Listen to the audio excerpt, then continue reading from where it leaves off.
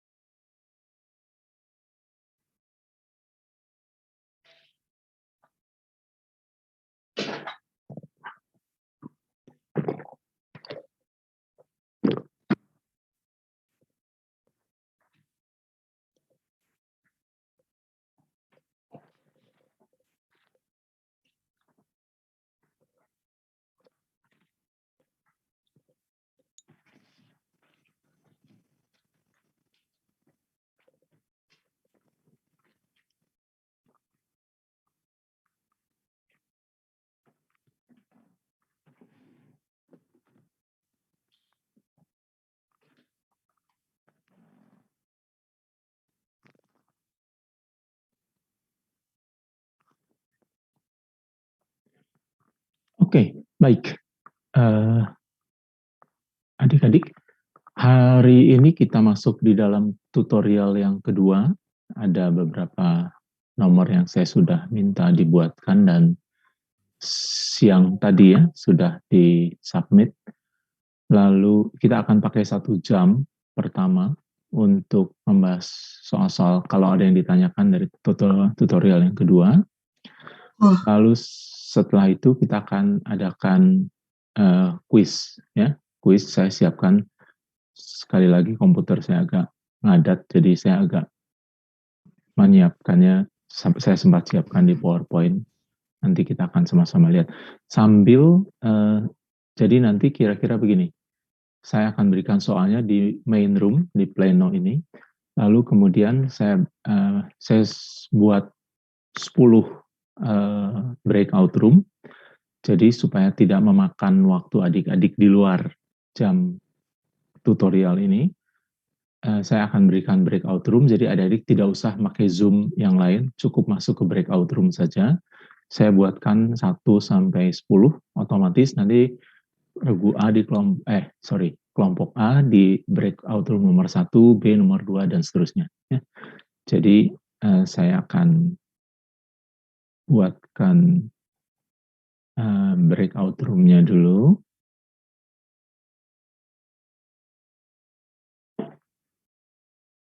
Kita 10 kelompok, betul ya?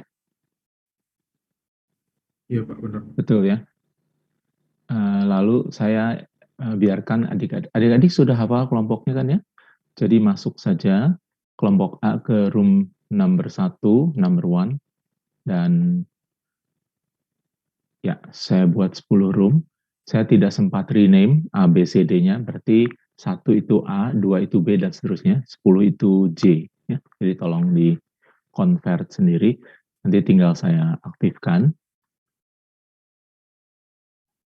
Oke, nah, baik, jadi sekarang kita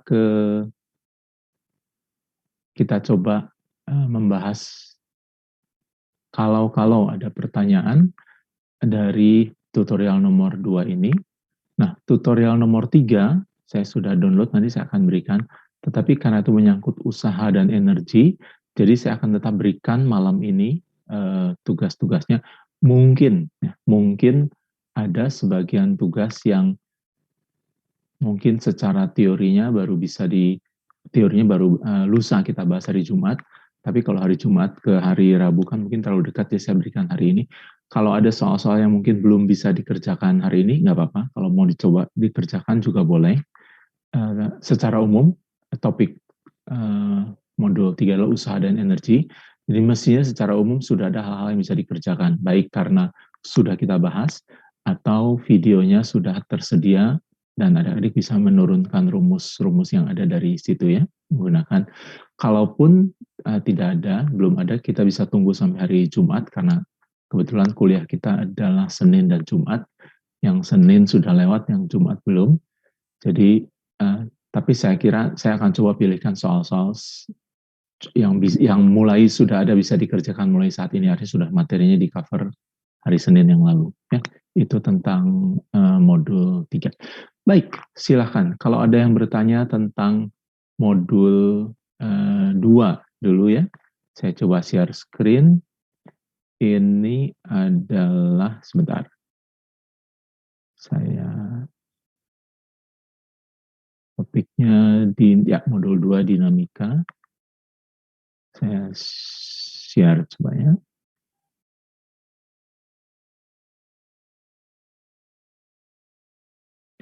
Oke, silakan adik-adik kalau ada yang mau bertanya dari modul yang kedua ini, dinamika, baik kelompok A, pertanyaan, ataupun B, persoalan perhitungan. Silakan.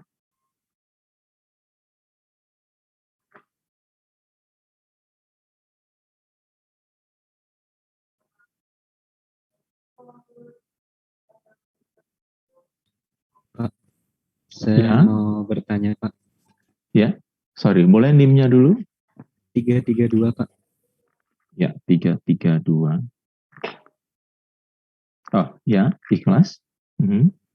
Pak, tapi ini bukan ke soal yang tutorial, Pak. Ini yang buat kemarin kan Bapak ngomongnya kalau mau ngebahas tentang percepatan sentrifugal. Oke. Nah itu Pak, mau ya. nanya itu. Oke. Ya, saya coba bahas kalau ada soal yang ditanyakan, saya harus jawab soal dulu, tapi kalau tidak, nanti kita akan bahas yang sentrifugal, sentripetal, dan sentrifugal itu. Ya, jadi kita prioritaskan yang pertanyaan dulu. Ya. Oh ya, sebelum saya lupa, hari ini kita kuisnya kan essay, ya. Tetapi nanti karena akan ada kuis bersama yang sifatnya pilihan berganda, kita juga akan latihan sekaligus adik-adik juga harus belajar untuk menjawab soal pilihan berganda. Nah, itu bahannya diberikan dari tim koordinator. Jadi yang penting bukan bahannya ya boleh dianggap sebagai latihan, tapi terutama adik-adik harus belajar apakah sistem yang dipunyai adik-adik, artinya mouse-nya apanya bekerja dengan baik untuk mengerjakan soal pilihan berganda, termasuk sampai submit-nya begitu ya. Jadi kemungkinan karena waktu kita sangat terbatas dan itu dijatahkan dalam bulan ini. Sebentar, sekarang ini tanggal 22 ya. Masih bisa dalam minggu depan, tapi kalau sampai tidak keburu minggu depan, mungkin Rabu depan maksud saya. Kalau tidak mungkin saya akan gunakan hari Senin, tapi sebagian kuliah saja. Jadi saya akan berikan, nanti mungkin jamnya diatur. Yang penting sebenarnya bukan materinya, ya materinya penting juga sih, tapi terutama kelancaran adik-adik mengisi, karena tanggal 1 Oktober sesuai dengan jadwal akan ada kuis bersama. Kuis bersama itu mau tidak mau harus pilihan berganda, jadi harus dicek, harus dites sistem yang adik-adik punya, dan juga kemampuan adik-adik untuk mengakses EduNext karena ITB sudah memutuskan EduNext jadi tulang punggung, maka kita harus ikut. Maka nanti tesnya juga akan diadakan di sana. Untuk itu perlu ada pretest. Nah, anggaplah yang akan kita adakan itu sebagai pretest.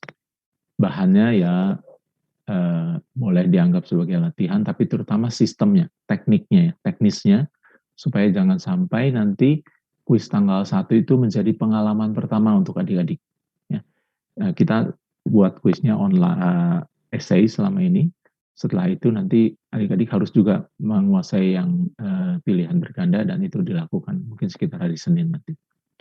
Baik, silakan. Kalau kita gunakan waktu dengan cepat, nanti saya bisa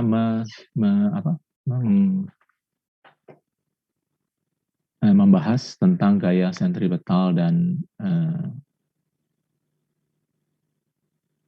Oke, baik. Silakan, ada yang pertanyaan? Menyangkut kuis ya, terutama. Menyangkut apa? Tutorial 2. Silakan. Saya ingin bertanya, Pak. Silakan NIM-nya dulu ya. 374, Pak. 374 Reza ya, silakan Reza. Ya. Pak, misal ini bukan tutorial aja, Pak, tapi tentang soal juga. Misal ada soal yang nanyain percepatan benda ya, Pak. Nah, setelah dihitung ternyata gaya gesek itu lebih besar daripada gaya gesek, kan bendanya itu vertikal menempel pada lantai pada dinding, Pak. Lantai atau dinding? Jadi dinding. Jadi ada gaya yang salah satu komponennya itu mendorong ke atas. Tapi kan berarti si gaya gesek itu ke bawah. Tetapi ternyata saat dihitung gaya geseknya itu lebih besar daripada gaya itu, Pak. Sehingga dikatakan benda itu nggak bakal bergerak ke atas ya, Pak, karena gaya geseknya lebih besar ya, Pak. Ya, jadi bendanya dalam keadaan diam ya? Iya. Kalau benda dalam keadaan diam, pertama yang berlaku adalah μs. Nilainya berkisar, sekali lagi, setiap kali kita bicara tentang μs, nilainya berkisar dari 0 sampai μs maksimum. Ya. Kalaupun yang dikasih tahu itu μs, sebenarnya itulah μs maksimum, karena μs itu selalu jawabnya rentang. Ya. 0 sampai μs maksimum. Kalau benda diam, pasti. Nah, kemana arah dari gaya gesek ini? Kita silahkan saja lihat kemana kecenderungan benda itu akan bergerak. Kalau gayanya punya komponen ke atas, berarti dia cenderung ke atas. Tentu kita harus hitung gaya normalnya berapa, normal dari dinding tentu ya. Lalu dapat dikalikan dengan μs tadi, maksimum. Kalau ternyata hasilnya masih lebih besar, maka μs-nya tidak akan mengambil nilai maksimum, tapi kurang dari nilai maksimum itu, sedemikian rupa sehingga dia tepat menetralisir kecenderungan untuk bergerak ke atas itu. Hasilnya, atau alhasil, bendanya tidak akan bergerak. Jadi jangan sampai kalau gaya geseknya lebih besar, sebentar, itu vertikal ya? Iya, Pak. Oke, jadi vertikal. Jadi vertikal gayanya ke atas, berarti kan cenderung ke atas, bukan? Nah, gaya geseknya itu ke bawah. Ya. Nah, pertanyaannya, apakah dia akan bergerak? Ya. Ke atas tidak mungkin, karena gaya ke atasnya lebih kecil dari gaya geseknya. Ke bawah mungkin nggak? Karena gayanya kan arahnya ke bawah dan lebih besar. Mungkin atau tidak dia bergerak? Nah itu saya ingin nanya juga Pak. Kan di soalnya itu tanyakannya percepatan dan arahnya gitu. Jadi karena benda diam itu bakal nol apa ke bawah gitu. Ya, kalau bendanya diam berarti kan dia µs dan arahnya ke bawah, maunya ke atas, arahnya ke bawah. Ya. Karena yang ke bawah lebih besar, tentu dia tidak akan bergerak ke atas. Pertanyaannya, apakah dia akan bergerak sama sekali atau bergerak ke bawah? Jawabnya adalah tidak juga. Kenapa? Pertama, kita tahu bahwa besarnya gaya statik, gaya gesek statik itu akan menyesuaikan diri sehingga pas melawan atau menetralisir yang ingin menyebabkannya ke atas. Lalu pertanyaan kedua, seandainya F-nya itu besar, apakah dia nggak akan keseret ke bawah? Tidak juga, sebab begitu dia mau bergerak ke bawah, ingat, gaya gesek itu ke atas. Begitu dia mau bergerak ke bawah, dia bergerak ke atas. Jadi harus dihitung ulang, kalaupun ada W yang cukup besar, ya karena memang ini bidangnya vertikal, jadi masih ada kemungkinan dia bergerak ke bawah, tetapi bukan karena Fs friksinya itu, gaya gesek statiknya itu, karena dia pasti akan menyesuaikan. Kalaupun dia bergerak ke bawah adalah karena W-nya. Tapi begitu W itu mau membawa, jadi W diselisihkan dulu dengan gaya yang ke atas tadi, bendanya kan pasti ada bobotnya, pasti ada M kali G-nya, bukan? Reza? Ya, Pak. Ya, jadi bendanya G ingin menarik dia ke bawah. Ya. Lalu gaya yang dari luar ini yang punya komponen ke atas akan menarik dia ke atas. Pertama tentu kita hitung dulu selisihnya, diresultankan dulu. Yang ke bawah karena W, gravitasi bumi, dan yang ke atas, mana yang lebih besar? Kalau yang ke atas itu lebih besar, tentu dia menang. Tentu ada selisihnya, nah selisihnya itu akan coba dilawan oleh gaya gesek. Selama masih bisa dilawan, dia nggak akan bergerak. Kalau dia sudah tidak bisa bertambah lagi dan yang atas masih menang, dia akan mulai bergerak ke atas dengan percepatan. Pertanyaannya, kalau begitu mungkin nggak dia bergerak ke bawah? Kalau misalnya memang dia mau bergerak ke bawah, tentu syaratnya adalah W-nya lebih besar dari A-nya itu tadi. Komponen yang mau membawa ke atas. Ya. Komponen gaya yang mengarah ke atas. Ya. Jadi gaya ke bawah lebih besar dari gaya ke atas. Dia punya nilai neto kemenangan, tanda lebihnya berapa. Nah itu. Tapi jangan lupa, begitu dia mau bergerak ke bawah, gaya geseknya ke atas. Ya, karena jadi adik-adik Anda harus selidiki dulu, dia kecenderungannya mau bergerak kemana. Kalau dia punya W, berarti W-nya harus dibandingkan dulu dengan F ke atasnya. Mana yang lebih besar, dia yang menang. Tapi untuk dia benar-benar bisa bergerak, ada A-nya, maka dia harus F-nya itu tadi harus mengalahkan friksi. Friksinya kemana? Ya kalau W yang menang, dia cenderung ke bawah, maka friksinya ke atas. Kalau yang menang gaya ke atas, gaya vertikalnya, W-nya kalah, maka resultannya ke atas, maka gaya geseknya ke bawah. Nanti baru dihitung apakah dia sanggup melawan gaya gesek itu atau gaya geseknya sanggup menetralisir kelebihan gaya tersebut. Kira-kira begitu jawabnya, Reza. Cukup jelas? Berarti kalau si gaya itunya mampu melawan gitu, berarti nggak ada percepatan ya? Kalau pas-pasan melawan, kalau hanya sebatas pas-pasan, hukum ke-1, hukum Newton ke-1. Kalau sigma F sama dengan 0 dalam arah Y, dalam hal ini dalam arah vertikal, maka kalau dia diam terus. Kalau dia sudah terlanjur bergerak atau diganggu sedikit, maka dia akan bergerak dengan V konstan. Itu kan hukum ke-1. Tapi kalau dia diam, dia akan diam terus. Nah, biasanya pertanyaannya adalah tidak ditanya berapa percepatan, tidak ditanya berapa percepatan totalnya. Seandainya ditanya demikian, maka harus diketahui μk-nya.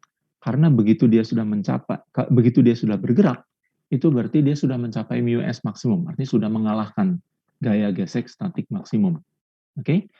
Tapi pada umumnya, pada kenyataannya, gaya gesek statik maksimum itu lebih besar dari gaya atau koefisien gaya gesek kinetik.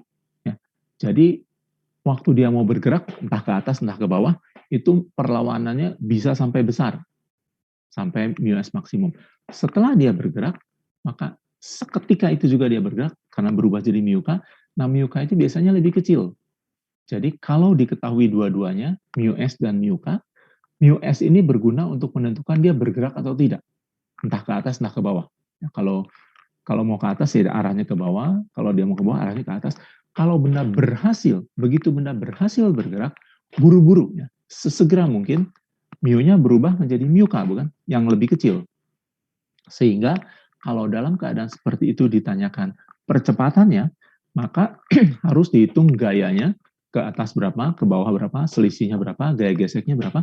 Tapi untuk menghitung gaya gesek setelah bergerak, jangan lupa, pakailah μk.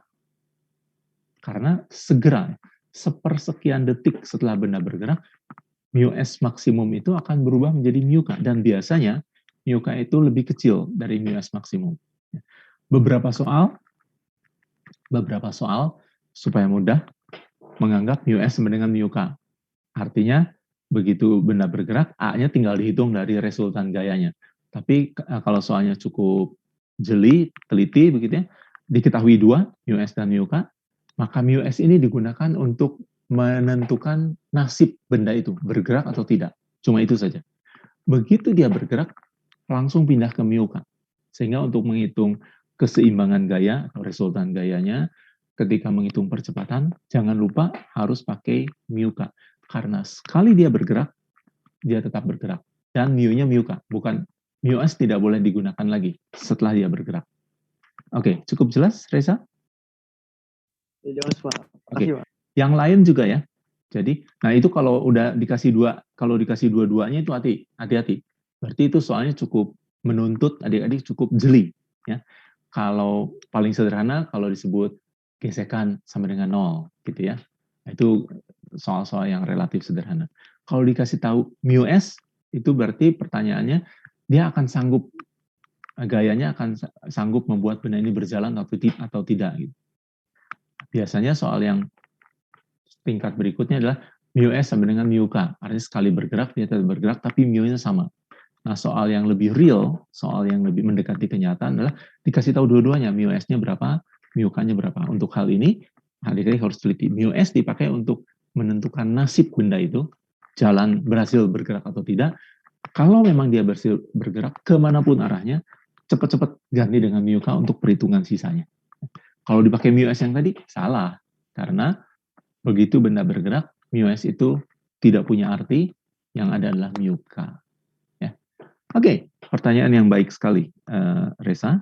Mungkin jawabnya, karena saya tidak punya papan tulis, jadi maaf harus pakai gerak tangan. Mohon adik-adik catat begitu ya. Kalau ada yang kurang jelas boleh ditanyakan. Silakan, ada lagi pertanyaan yang lain? Saya mau nanya, Pak.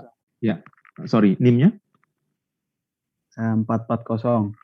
440 itu...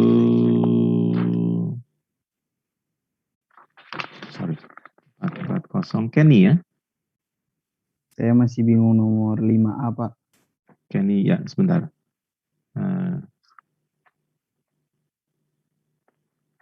Nomor 5, A5. Oke. Iya, Pak. Oke. Sebuah benda akan mengalami gerak melingkar dengan laju konstan ketika arah gaya total yang bekerja padanya tegak lurus dengan arah kecepatannya. Oke, Kenny, saya tanya dulu. Modal untuk GMB apa? Saya udah buat, dan saya udah minta Anda buat juga. Modal untuk GMB apa?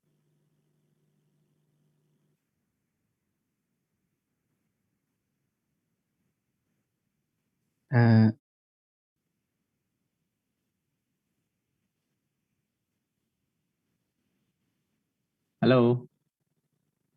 1, 2, 3, 4.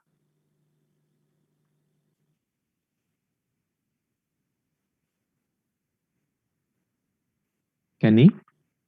Iya, Pak, bentar, Pak. Saya soalnya waktu saya SS lupa saya catat. Wash. Bukan dicatat, Kenny. Harus Anda buat. Saya sudah bagikan filenya. Kan saya sudah minta buat. Coba saya tanya. Kenny sudah buat belum? PT besarnya konstan, Pak. Lalu? AT besarnya konstan. Lalu? Arah Yang AT kedua? arah AT tegak lurus PT. Senantiasa. Ya? Yes, Yang keempat? A besarnya V senantiasa memenuhi hubungan. Apa? Besarnya A dan besarnya V senantiasa memenuhi hubungan. Hubungan apa? Hubungan diplomatik? Hubungan suami istri? Hubungan apa?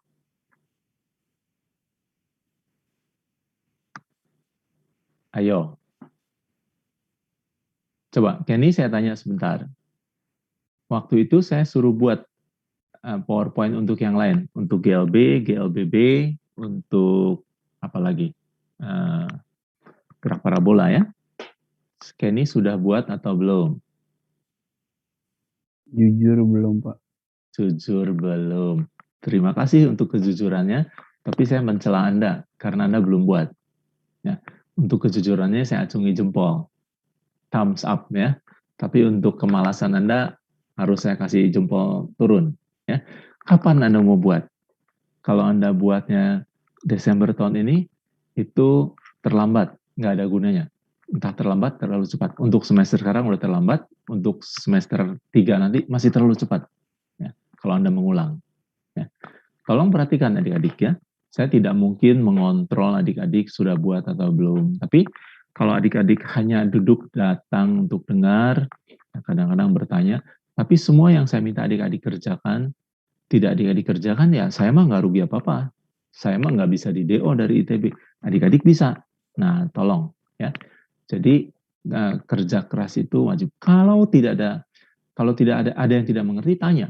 Ya. Tapi kalau saya minta buat, adik-adik tidak buat, ya ini kebetulan saja Kenny bertanya, jadi saya tahu Anda belum buat. Sebenarnya ketika Anda menanyakan, saya tahu bahwa Anda belum buat atau Anda tidak menulis. Ya saya udah kasih yang PowerPoint saya kan sudah kasih kan untuk yang GMB. Terus saya minta adik-adik buat yang sisanya begitu. Nah tolong ya semua yang belum buat, saya mau tanya kapan adik-adik mau bertobat? Ya, saya kasih tahu sekarang. Kalau mau bertobat sekarang ini. Ya. Kalau bertobatnya bulan Desember nanti, too late. Ya. Atau too early. Ya. Kalau untuk semester ini, itu udah far too late. Ya. Udah ketinggalan banget. Begitu ya. Kalau untuk semester 3, kalau misalnya adik-adik mengulang, nanti adik-adik buatnya sekarang, itu too early. Ya. Far too early. Terlalu kepagian. Ya. Mending nanti aja tahun depan. Tapi kalau adik-adik tahun depan mau males lagi, yaitu siap-siap terlempar keluar ya dari arena, ya, dari ITB ya. Tolong ya. Jadi sekalipun memang adik-adik tentu paham, saya tidak akan mungkin mengecek buku catatan adik-adik, tapi buku catatan adik-adik itu untuk adik-adik belajar makin lengkap itu, ya makin menguntungkan. Oke, Kenny, jadi bagaimana? Mau saya jawab sekarang atau mau coba buat dulu?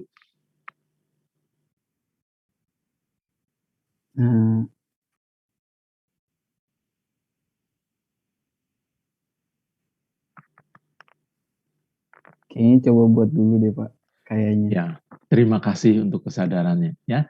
Karena kalau saya bisa saja jawab gitu ya. Nah, boleh dibahas di kelompok nanti ya. Apa yang akan terjadi pada laju benda jika arah gaya totalnya tidak tegak lurus? Kalau tidak tegak lurus itu berarti tidak 90 derajat ya. Bisa kurang dari itu, katakanlah 70 misalnya, bisa juga lebih dari itu, misalnya 110 ya. Nah, kalau 110 apa yang terjadi? Kalau Oke. Nah, untuk itu kalau kurang apa yang terjadi, kalau lebih apa yang terjadi, ya. Nah, jadi waktu itu kan saya berikan dua, pokoknya kiri kanan ya, GMB dan ya betul, GMB dan GMBB. Ya. Nah, kalau yang GMBB itu adik-adik totalkan, resultankan AS dan AT-nya, sekali lagi tolong dilihat, ya, sudah saya berikan PowerPoint-nya, maka keadaan itu tepat memenuhi pertanyaan nomor 5 ini. Ya, Karena kalau ada AS-nya kemana arahnya, AT-nya kemana, diresultakan, pasti akan jadi A total. Nah, A totalnya itu pasti tidak tegak lurus dengan V tangensial. Jadi kira-kira apa yang akan terjadi, bisa adik-adik pelajari. Ya, oke. Silakan kalau ada yang lain. Begitu kan ya, dicoba dulu. Tapi saya minta coba tolong diperhatikan PowerPoint yang saya sudah beri. Ya. Jadi ada satu rumus, ini rumus rohani ya. Begini, barang siapa banyak diberi, akan banyak dituntut. Ya. Barang siapa sedikit diberi, ya sedikit aja nuntutnya. Kalau saya tidak pernah kasih PowerPoint sama adik-adik, saya datang cuma hahaha, cuma enggak ini. Ya saya tidak bisa nuntut apa dari adik. Tapi kalau saya sudah jor-joran, udah buat kasih PowerPoint, minta tugas lengkapi dan sebagainya, ya saya wajar sekali kalau saya menuntut apa yang sudah saya berikan untuk adik-adik gunakan, ya. Sebab kalau saya berikan adik-adik tidak gunakan, ya percuma dong. Tentu, lalu buat apa saya berikan? Kalau saya ngajar, adik-adik tetap hasilnya jelek, saya nggak ngajar, hasilnya jelek juga, yang mending saya nggak ngajar dong. Ya. Buat apa saya keluar energi, kadang sampai batuk, kadang saya buat contoh, apa segala saya pakai untuk contoh, terus adik-adik sama-sama nggak ngerti. Kenapa nggak ngertinya? Karena setelah selesai Zoom ini, terus adik-adik sama sekali tidak balik, tidak menilai, tidak meninjau kembali yang sudah dipelajari, tidak menggunakan fasilitas yang sudah diberikan, tidak mengerjakan tugas-tugas latihan yang diberikan, ya percuma. Oke, silakan. Jadi silakan dicoba dulu. Saya bisa beri bantuan. Silakan yang slide saya yang sebelah kanan itu yang GMBB. Kalau adik-adik jumlahkan AS dan AT-nya, itu jadi jawab dari pertanyaan nomor 5 ini. Tapi pertanyaannya, apa yang menentukan dia apakah akan gerak melingkar atau gerak lurus atau gerak apa? Silakan adik-adik jawab. Ya. Oke, dan jangan lupa teman-teman adik-adik yang belum, yang sama seperti Kenny, saya tidak mungkin tanya satu-satu, ada 56 orang siswa, saya tanya, udah belum, udah buat, apalagi saya periksa, nggak mungkin kan ya. Tolong, yang mau bertobat, bertobatlah agak cepat. Ya, hari-hari ini. Kalau sudah kelamaan, nanti bertobatnya tahun depan aja sekalian. Ya. Jadi, yang mau bertobat, ya bertobat sekarang, yang tidak mau bertobat, ya silahkan sampai Jumat tahun depan, tapi bukan dengan saya pasti, dengan dosen selanjutnya. Oke, silakan. Ada lagi pertanyaan yang lain? Saya harus lihat jam, supaya jangan terlambat nanti kita kuisnya.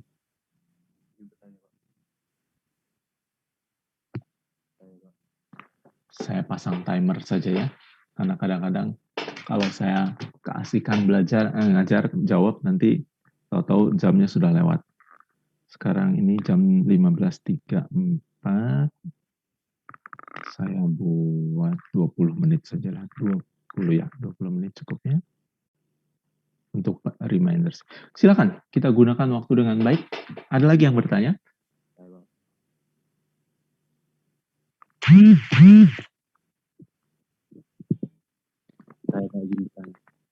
Oke, Ridwan ya? Iya. Betul? Iya. 380 ya?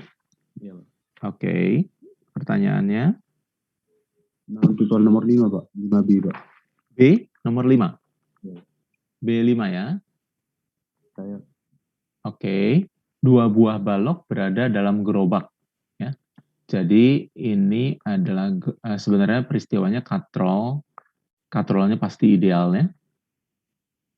Gesekan pada semua permukaan, roda katrol diabaikan, berarti katrol ideal. Nah, biasanya ini soal seperti ini biasanya ada gesekannya. Ini semua gesekan pada semua permukaan diabaikan, berarti soalnya relatif mudah ya. Karena kalau ada yang soal begitu dikasih tahu mu-nya apa S atau K, itu pasti soalnya rada susah sedikit ya. Kalau mu sama dengan 0 udah paling gampang. 2 buah balok berada seperti pada gambar. Berapakah gaya horizontal F yang harus diberikan pada gerobak agar balok diam relatif terhadap gerobak?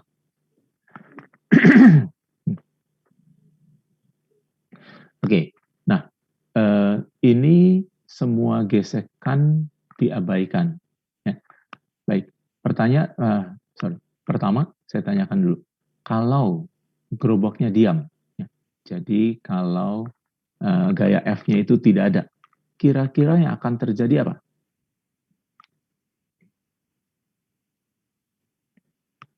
Ingat, gesekan pada semua permukaan roda katrol diabaikan.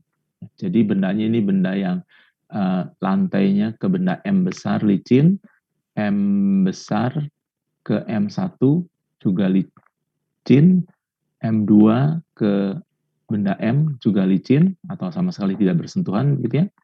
Katrolnya juga ideal, tidak makan energi. Nah, seandainya tidak ada gaya F, apa yang terjadi? Baloknya jatuh mungkin, Pak. Aduh, bisa suaranya lebih keras? Nyaris tak terdengar. Baloknya jatuh. Baloknya jatuh. Betul baloknya jatuh? Iya, Pak. Ya, ada katrol ideal, M-nya tidak 0, maka akan menarik M1 ke kanan. Oke, M besarnya bergerak atau tidak? Tidak, Pak. Tidak, Pak. Tidak. Kenapa tidak bergerak? Tidak ada gaya luar. Karena tidak ada gaya. Betul. F luarnya belum ada. Lalu gaya gesekan yang atas juga tidak ada. Ya, yang M1-nya itu tidak ada. Tidak ada gesekan. Tidak ada aksi reaksi dengan manapun. Karena begitu tidak ada gesekan, kan tidak ada aksi reaksi. Ya. Jadi, benda M besar akan diam. Benda M2 akan ke bawah. Dipercepat. Ya. Benda M akan tertarik ke kanan. Karena tidak ada gesekan. Oke. Nah, sekarang kalau kita lihat, kita beri gaya, ya, kita beri gaya ke kanan. Jadi karena tidak ada gesekan, pasti si M besarnya ini ke kanan. Tapi kalau M besar ke kanan, katrolnya juga bergerak ke kanan dengan kecepatan yang sama. Ya. Nah, pertanyaannya adalah berapakah gaya horizontal F yang harus diberikan pada gerobak agar balok diam relatif terhadap gerobak. Pertanyaan saya, kira-kira apakah yang bisa membuat balok M1, M2 itu diam relatif terhadap M besar, terhadap gerobak. M besar itu gerobaknya. Kayak gesek bukan, Pak? Kayak gesek. Ya. Iya. Nah, masalahnya di sini adalah gesekan pada semua permukaan 0. Jadi, oh iya, maaf, Pak. nggak apa-apa, betul. Jawaban Anda betul. Ya. Jadi, betul, gaya gesek akan membuat dia bertahan, diam relatif.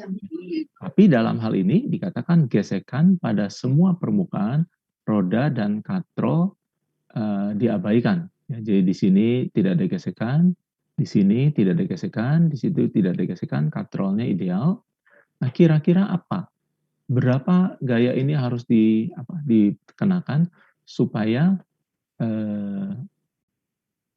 sistem ini tetap seperti ini. Artinya dia tidak turun, M2 tidak turun, dan M1 tidak ke kanan. Ya. Kalau M2 turun, pasti M1-nya ke kanan. Ya. Talinya tidak mulur. Kira-kira berapa gaya, atau saya balik. Kalau saya berikan 10 Newton, tembak saja begitu ya, 10 Newton. Kira-kira apa yang terjadi? Kalau dikasih 10 Newton, maka M ini akan bergerak, bukan? Ya? Iya, Pak. Bergeraknya dengan percepatan berapa? Kalau misalnya saya kasih tembak aja kayaknya 10 Newton. 10 per massa, Pak. Massa total. Masanya masa yang mana? 3 bendanya, Pak. Masa total. Kenapa? Karena M2, M1 itu jelas ada di atas M. Berarti dia menambah bobotnya M. Ya. M2 sebenarnya tidak. Tapi dia tergantung pada katrol. Katrol tergantung pada lengan katrolnya ini. Lengan katrolnya ditempel pada gerobak. Jadi ujung-ujungnya ya, M2, baik M1 maupun M2, itu menambah beban M kan. Ya. Nah, jadi kalau dia diberi sembarang gaya saya 10 Newton, maka 10 Newton itu akan dibagi merata. Ya. Nah, pertanyaannya, kalau saya beri 10 Newton, kira-kira dia masih merosot turun nggak si M2-nya? Karena ada gravitasi bumi kan ya, tetap ya.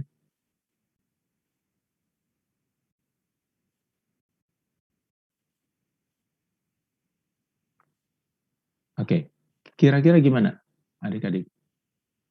Waktu gerobaknya didorong, kita kasih gaya aja, tembak saja dulu 10 gitu ya. 10 itu harus dibagi 3, M besar, M1, M2, karena semuanya bertumbuh pada M besar. Berarti semuanya punya percepatan seperti itu ya. Tapi ada masalah, karena M2 itu punya percepatan yang lain, yaitu dia menderita percepatan gravitasi. Nah, bagaimana? Apa yang akan dialami oleh F2? Ada yang mau jawab?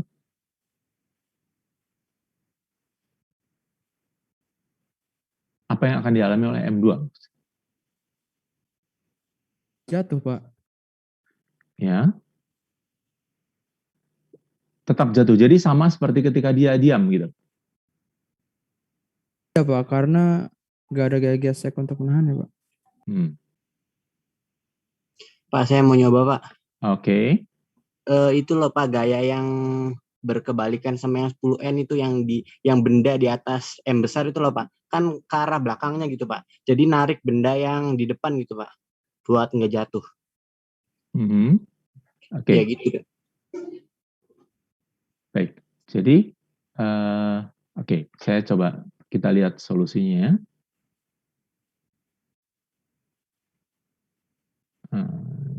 Klik.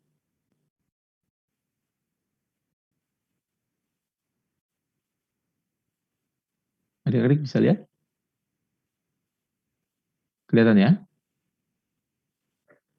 Oke. Nah, jadi mula-mula nggak ada gaya ini, jelas dia akan jatuh. Ya. Sigma F sama dengan M kali A.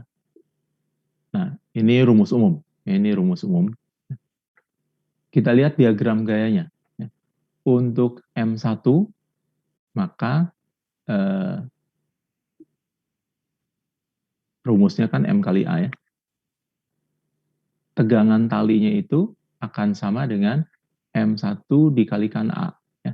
Jadi, memang di sini ada gaya, di sini tidak ada gaya gesek, di sini tidak, karena semua gesekan 0 ya, gesekannya 0. Nah, untuk diagram gaya untuk benda yang atas, itu karena dia, di sini ada, dia punya gaya gravitasi, arahnya ke bawah. Ya. Jadi ini diagram gayanya agak beda dengan biasa kita pakai. Biasa bendanya kita anggap titik, lalu semua benda bekerja dari titik itu. Ya.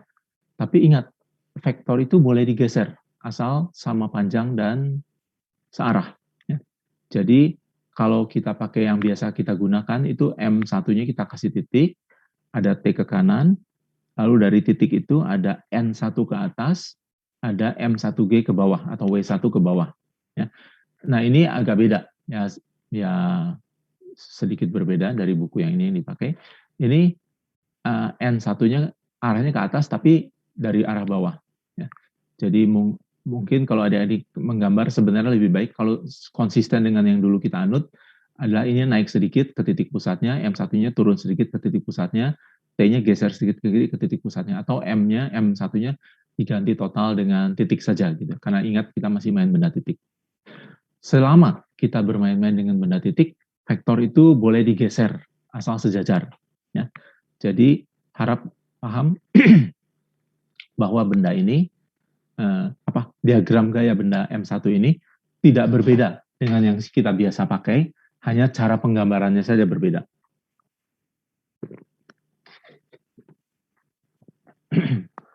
Panahnya boleh digeser-geser. Ya. Yang untuk benda 2, titik, tegangan talinya ke atas, lalu karena dia bersentuhan dengan bidang, nempel ke bidang vertikal dari gerobaknya, ada 3, 1, 2, 3 gaya, 1, 2, 3 gaya. Untuk G-nya sendiri, ini ada gaya, ini N, N ini beda dengan yang ini ya. N ini adalah karena gravitasi bumi. Ya. Jadi N2 itu bekerja pada benda kedua. N1 ini sebenarnya adalah kalau pakai yang saya ajarkan, ini tidak lain adalah F M1 kecil M besar. F pada M1 oleh M besar, aksi reaksinya ya. Di sini N ini oleh gravitasi bumi. Ya. Ini ke sini. Nah, sebenarnya F total ini terdiri dari 3, seperti dikatakan tadi. Ya. Jadi ada panah harusnya panah ini terdiri dari beberapa gaya, yaitu karena bobot dia sendiri. Sebentar, di sini dikatakan M total, M besar, tambah M1, tambah M2. Jadi ada 3 benda, semuanya menghasilkan F gravitasi total tapi. Ya. Jadi adik-adik bisa saja menggambarkannya, F-nya ada 3. 1 di sini, yaitu karena M besar saja, dan 1 di sini, karena M1 kecil. Nah, dalam hal ini dia jumlahkan di sini. Ya. Dia jumlahkan di sini. Dari persamaan di atasnya ini diperoleh A sama dengan M2 karena tegangan talinya sama, ya, tegangan tali di sini dengan tali di situ sama, disamakan, maka percepatannya itu adalah M2G dikali M1. Nah, ini ketika bendanya sistemnya bergerak ataupun diam, ini akan tetap sama begitu ya. Nah, untuk seluruh benda, karena gaya yang diberikan ini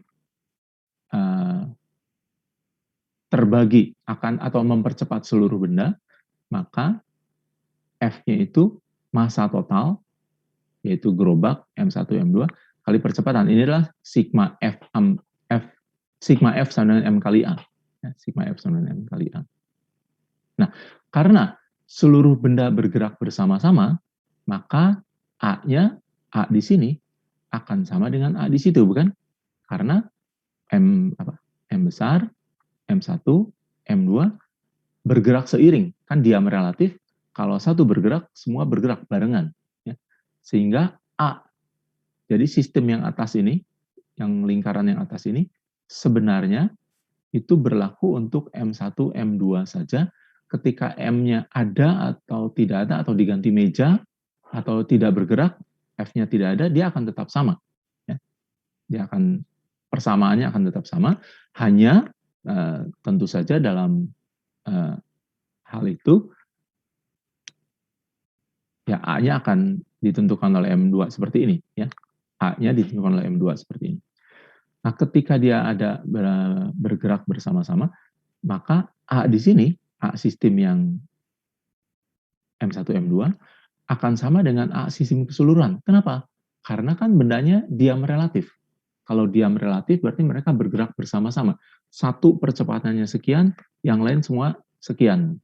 Nah, karena itu, maka F totalnya ini M total kali A, sehingga dikatakan F-nya itu haruslah berupa A-nya ini, A yang belakang, diganti dengan A yang tadi.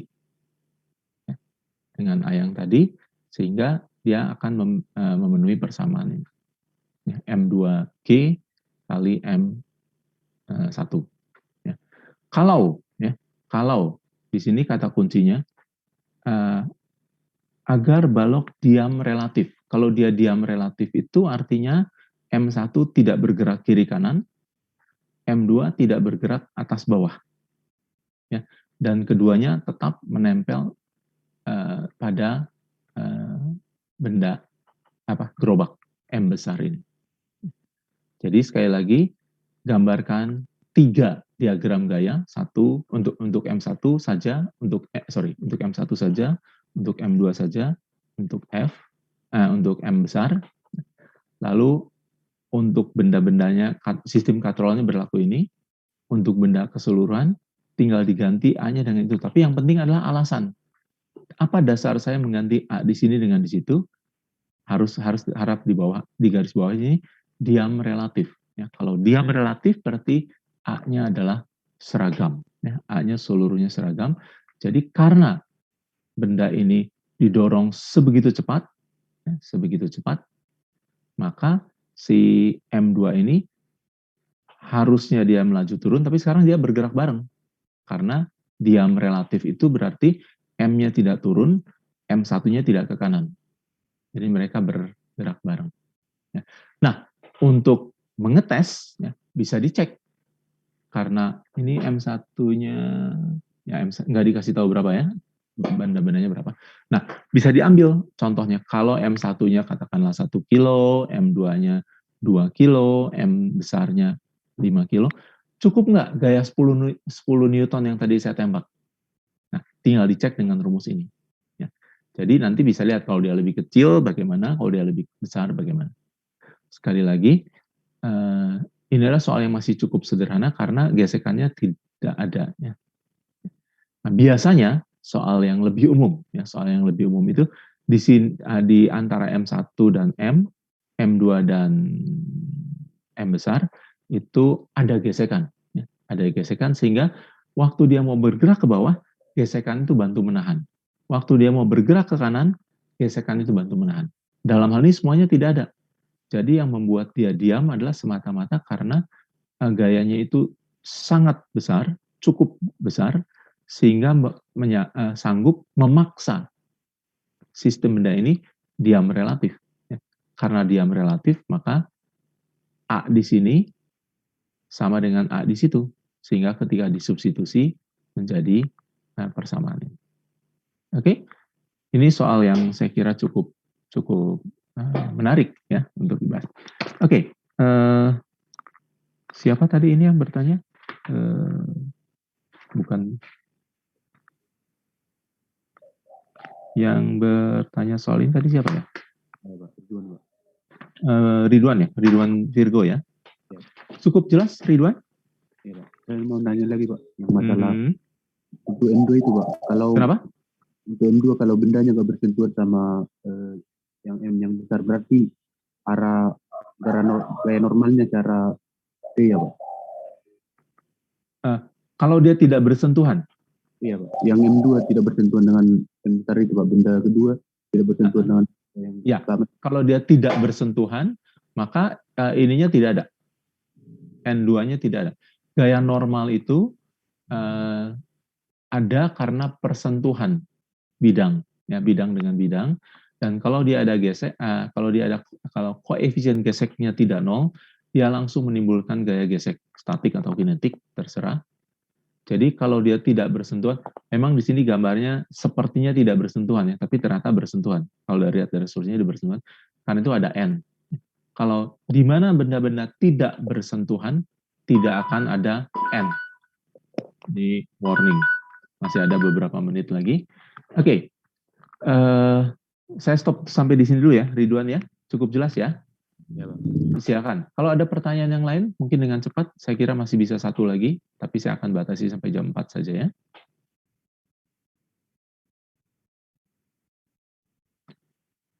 Oke.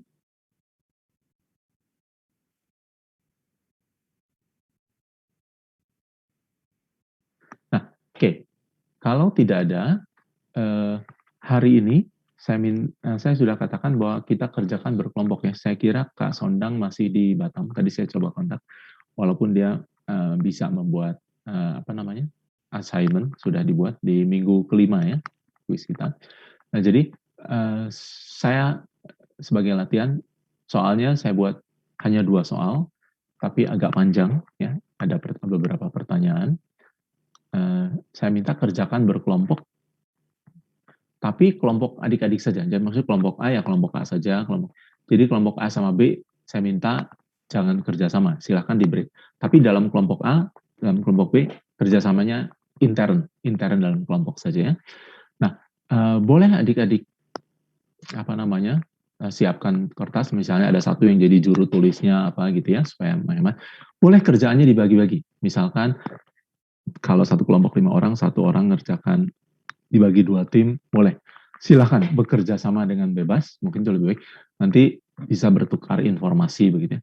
Tapi kerjakan semua di dalam breakout room ya. Breakout roomnya saya sudah buat 1 sampai 10. A di ruang 1, B di ruang 2, dan C di ruang 10. Ini adalah latihan kerja bersama-sama. Saya hanya mengharapkan satu solusi saja. Jadi yang misalkan kelompoknya dibagi 2, satu mengerjakan soal nomor 1 sama nomor 2, boleh saja bebas ya. Nanti boleh saling periksa supaya jadi kesepakatan bersama, karena nilainya nanti kan akan dibagi sama rata begitu ya.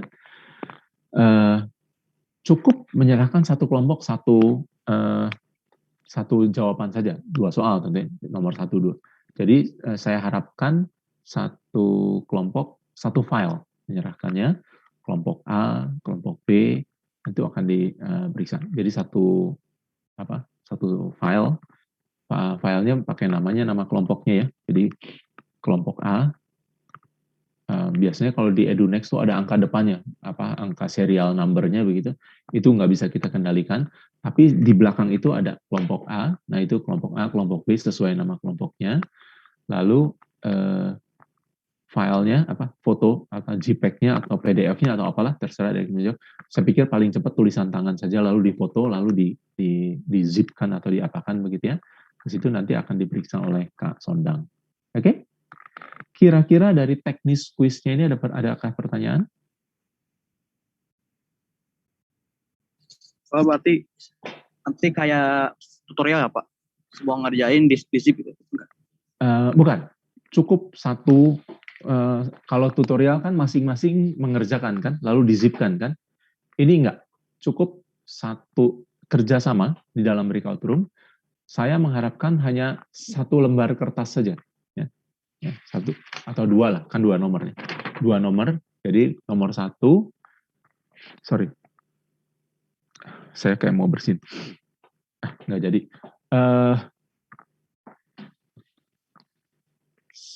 Satu regu, cukup satu jawaban saja. Ya. Satu jawaban itu maksudnya 2 soal ya. Soal nomor 1, soal nomor 2 dalam satu file. Jadi kalau kelompoknya 5, tidak usah bikin 5. Agak beda dengan tutorial. Ya. Cara kerjanya sama seperti tutorial, boleh diskusi, tetapi boleh bagi-bagi tugas, ya. Tapi hasilnya cukup satu saja. Ya, cukup satu, supaya filenya cukup kecil. Serahkannya tolong 2, tapi maksudnya satu ke EduNext, satu ke MS Team, dan kalau sampai gagal dua-duanya, mudah-mudahan tidak, kan adik-adik ini berkelompok juga ya, 5. Kalau si A gagal ya, kalau si A1 gagal ya, si A2, si A3 kan bisa nyoba juga, kan masing-masing pegang itunya begitu ya. Nah, mungkin kalau internetnya dari kota si A1 kurang bagus, dari si A2 mungkin bisa begitu ya.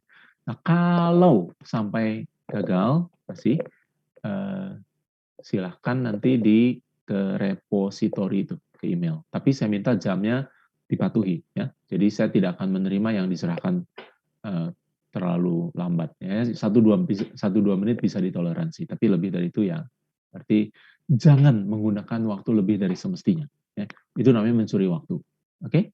Jadi saya harus menerima kendala yang ada, internet macet dan sebagainya, tapi tolong jangan disalahgunakan begitu ya.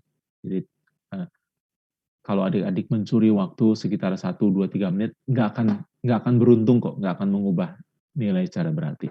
Ini adalah latihan, terutamanya adalah latihan. Oke, adik-adik siap? Kita sudah jam 4 sekarang.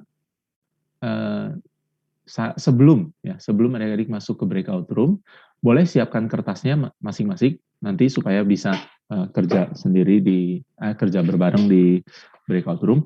Masing-masing boleh mencatat ya, boleh mencatat. Tapi tetap untuk solusinya saya minta cukup satu solusi saja ya. Baik, soal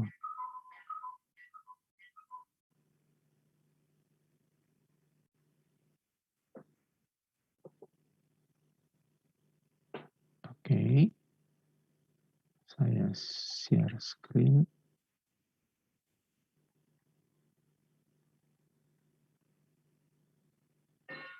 Oke, adik-adik sudah lihat ya? Kuis 2 ya? Oke. Nah, ini adalah soal pertama. Sama, soalnya sama untuk semua, tapi tolong dikerjakannya dalam grup di dalam breakout room. Ya. Jadi ini adalah bendanya seperti ini. Saya jelaskan dulu gambarnya. Ya, ada meja, ya, tingginya H, di atas H besar. Ya. Di atasnya ada segitiga peluncur, ya, bidang miring pada dasarnya. Tingginya H, sudutnya theta. Nanti dikasih tahu berapa besaran ini. M, masanya M kecil. Dia akan mengglosor turun. Ya. Apakah ada mu atau tidak, nanti kita lihat di soalnya. Ya. Setelah dia lepas dari bidang ini, tentu yang terjadi adalah gerak parabola, bukan? Nah, dia jatuhnya pada posisi R. Nah, diketahui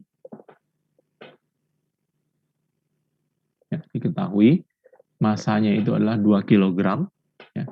Gravitasinya supaya gampang, adik-adik ambil 10 saja. Ya. Kan daripada 9,8 lebih gampang 10 ya. H kecilnya itu adalah setengah meter. Ya. Sudutnya itu 30 derajat, ini sudut istimewa. H besarnya itu 2 meter. Ya. Jadi 2 meter, 30 derajat, setengah meter, masanya 2 kg, R. Yang ditanyakan adalah, ada berapa pertanyaan? Ya langsung saja. Waktu dia di ujung turunan tuh sini, di ujung segitiga ini, berapa percepatannya? Ya. Berapa kecepatannya? Oke. Pada saat itu, ingat kalau hanya diketahui, sudut diketahui kan ini bisa dihitung ya, pakai sinus kosinus untuk pelatihan sekaligus. Nah, saya kira A dan B itu gampang sekali, relatif gampang. Yang sebenarnya inti pertanyaan adalah C. Ya. Bagaimana, berapa jauh dia bergerak ke sini. Ya. Bergerak dalam arah horizontalnya. Ya. Vertikalnya pasti sama dengan H dong. Ya. Jadi tinggi puncak dari meja itu sama dengan dasar dari segitiga peluncurnya. Oke, silahkan. Mungkin mau difoto screen-nya boleh, mau dicatat saja di kertas, diketahuinya boleh. Silahkan, adik-adik bebas. Yang penting setelah ini share screen-nya tutup, adik-adik bisa tetap bekerja. Ya, saya kira mungkin di foto ada baiknya. Ya. Di foto supaya nanti bisa dilihat kembali. Oke. Sudah selesai, nggak usah dikerjakan dulu. Nanti saya kedua baru adik-adik masuk breakout room baru kerja. Yang ini sudah selesai adik-adik, apakah ada pertanyaan? G-nya saya minta hitung saja 10 ya, supaya gampang. Ya. Sekali lagi angka itu tidak terlalu penting. Yang penting cara adik-adik bekerja sebenarnya. Ya. Daripada susah-susah 9,8 ya, buat 10 saja. Baik, kalau tidak ada pertanyaan, saya akan maju ke soal nomor berikutnya. Oke? Ya. Baik. Oh ya Pak. Ya, oke. Itu ada gesekan nggak Pak? Bidangnya licin semua. Oh iya Pak. Soal nomor 1 licin, jadi sederhana. Ya. Kalau mu tidak dikasih tahu, itu berarti 0 semua.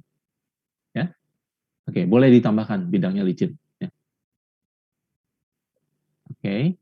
Nah, selanjutnya, masalah katrol. Katrolnya adalah sistem 2 katrol. Ya. Di sini ada meja. Ya. Mirip seperti yang tadi. Ya, yang ditanyakan soal berapa tadi? B5 ya. Nah, di sini ada M1, tapi katrolnya 2. Tadi M1 dengan M2. Ini M1 lewat katrol kedua, baru M2. Jadi M2-nya bergantung pada katrol kedua. Talinya horizontal, vertikal, digantung di atas. Oke? Nah, kembali, diketahuinya M2 itu 1,5 kg. Ya. Bidangnya licin, katrol ideal. Mirip seperti yang soal B5 tadi. Oke? Nah, pertanyaannya, jika M1 sama dengan 1 kg, berapakah A1 dan A2? Ya. Nah, karena katrolnya 2, dan pertanyaannya A1 dan A2, kemungkinan besar dia tidak sama ya. Ya. Tapi kalau adik-adik mau jawab A1 sama dengan A2 juga boleh. Ya. Berapa tapi masing-masingnya begitu. A1 sama dengan A2 sama dengan berapa? Silakan jawab. Nah, yang B itu baru. Soalnya kalau tadi bidangnya licin, yang A. Untuk yang B, soalnya persis sama, tapi bidang licinnya ini diganti dengan mu S-nya 0,2. pertanyaannya apa yang terjadi? Ya. Katrolnya tetap ideal, artinya apa? Talinya tidak mulur, gesekan diabaikan, dan sebagainya. Ya. Itu yang biasa kita pakai. Hanya saja yang soal A itu super mudah, artinya mu-nya dianggap ideal 0 semua. Yang B itu mulai muncul. Mu S-nya ini 0,2. Ya. Di mana 0,2? Tentu yang bergantung, di sini kan tidak nyentuh ke meja ya. Di sini tentu tidak ada gesekan. Satu-satunya mu S yang ada adalah antara M1 dengan meja. Untuk soal ini pun, anggaplah, pakailah ya, G-nya 10. Ya. Ini soal hanya untuk latihan saja, jadi tidak ada gunanya saya pakai G 9,9, sekian, anggap saja 10, ya, supaya perhitungannya sedikit lebih simpel. Baik, mau difoto silahkan. Mau di informasi yang tadi ditambahkan itu, silahkan dicatat juga mungkin ya, G-nya 10 dan untuk soal yang satu bidangnya licin, ini soal A bidangnya licin, soal B bidangnya tidak licin. Oke, silahkan. Ada pertanyaan? Kalau tidak ada, saya stop share screen. Setelah itu adik-adik masuk dalam ruang. Oke, breakout room-nya saya buka sekarang, jadi adik-adik bisa masuk ke sana. Yang kesulitan nanti saya masukkan. Silakan yang adik-adik